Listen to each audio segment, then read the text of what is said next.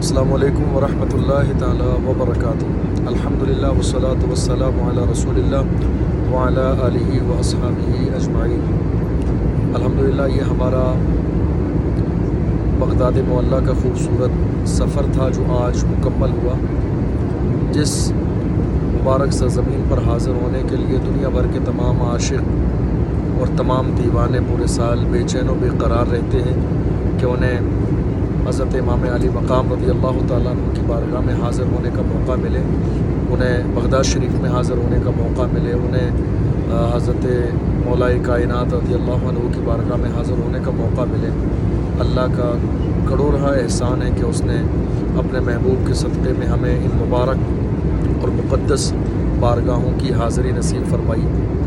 جب آئے تھے اس وقت فلائٹ میں تھے اور بہت خوش تھے اور بہت بے چینی تھی کہ ہم جلد سے جلد اس بارگاہ میں جو ہے پہنچیں اور حاضری ہو، لیکن آج وہی وقت آ چکا ہے، واپسی ہے، لیکن آج دل بڑا اداس بھی ہے اور بہت بے چین بھی ہے کہ نہ جانے اب کب ان مبارک بارگاہوں میں حاضر ہونے کا شرف حاصل ہوگا۔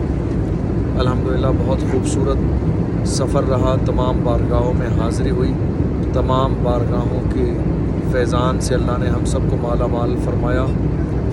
اللہ کرے کہ زندگی میں بار بار ان مبارک اور مقدس بارگاہوں میں حاضری ہو اور بار بار ان تمام جگہوں پر جانا نصیب ہو۔ اس مبارک موقع پر میں سفر میں ہوں، فلائٹ میں ہوں، اس وقت ہم مسقط پہنچ رہے ہیں۔ میں دعا کروں گا اپنے تمام دوست و احباب کے لیے جنہوں نے دعاؤں کے لیے گزارش کی تھی۔ ویسے تو ہم نے ان سب کے لیے دعائیں کربلا کی سرزمین پر بھی کیں، نجف میں بھی کیں اور بغداد معلیٰ میں بھی کیں، اور آج ہم سفر میں ہیں۔